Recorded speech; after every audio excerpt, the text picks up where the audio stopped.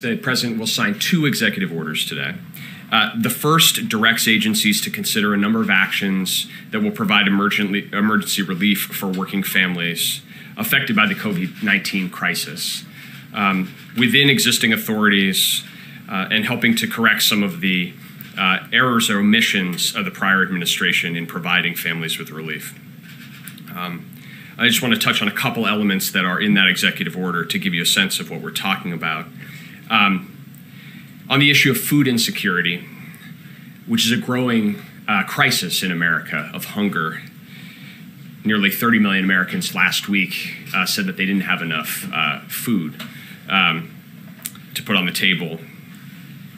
So the President will ask the Department of Agriculture to consider taking immediate steps to provide nutrition assistance to hard-hit families. First, by increasing pandemic EBT benefits by about 15%. This is the program that is aimed at supporting families who traditionally rely on the school lunch program to provide meals to millions of kids through their schools. So in the pandemic EBT program provides direct assistance to families to cover those costs. But the way it is being implemented today doesn't get to the full costs necessary. So with these changes, an eligible family with 3 children would get about an additional $100 over 2 months to help pay for food. Second, increasing the SNAP benefits, emergency SNAP benefits for as many as 12 million low-income Americans. This is the core program targeted at preventing hunger in America. And these changes, again, for a family of 4 would mean about a 15 to 20% benefit increase. And third, revising the Thrifty Food Plan, which is really the basis for determining the SNAP benefits, is out of date and needs to be updated to better reflect the cost of a healthy diet. Another element of this executive order is to promote worker safety.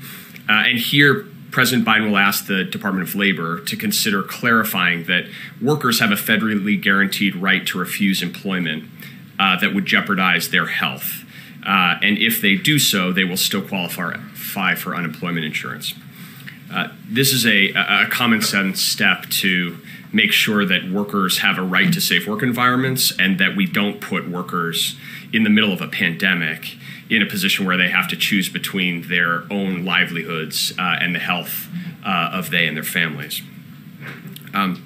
The second executive order that the President will sign is focused on the jobs of federal workers and on federal contractors.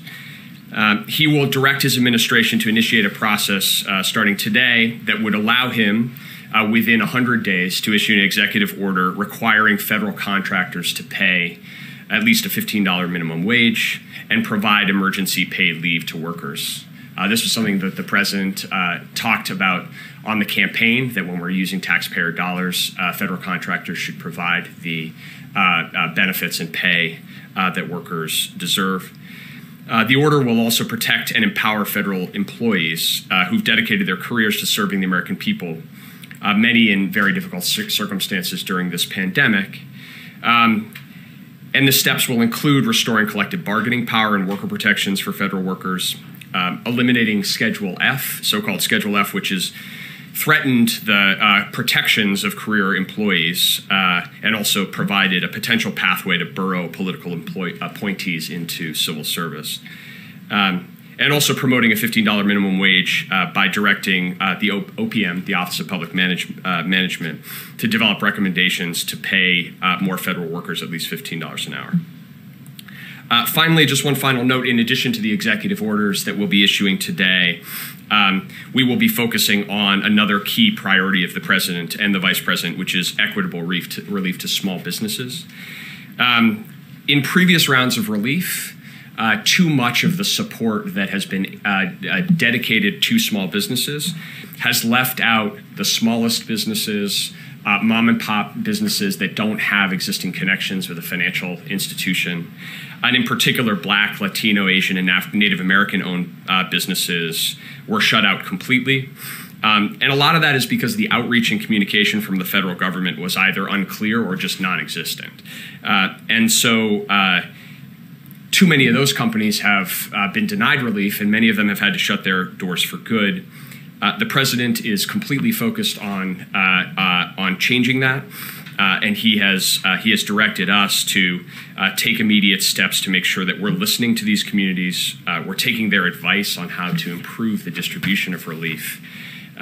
So just this morning, I met, along with representatives of the Small Business Administration, with dozens of groups representing Black and brown-owned businesses and other underserved communities, as well as lenders, to hear their ideas on how we can improve communications and act on them.